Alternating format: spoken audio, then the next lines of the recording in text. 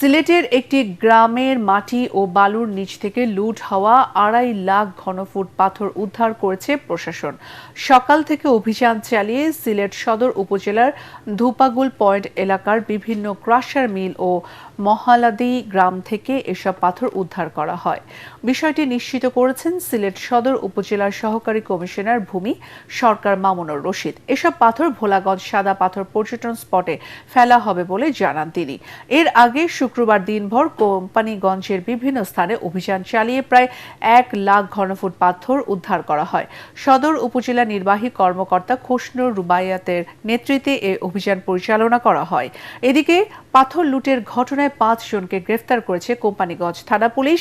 এর আগে শুক্রবার ১৫০০ জনকে আসামি করে কোম্পানিগঞ্জ থানায় মামলা দায়ের করেন খনিজ সম্পদ উন্নয়ন ব্যুরোর মহাপরিচালক মোহাম্মদ আনোয়ারুল হাবিব।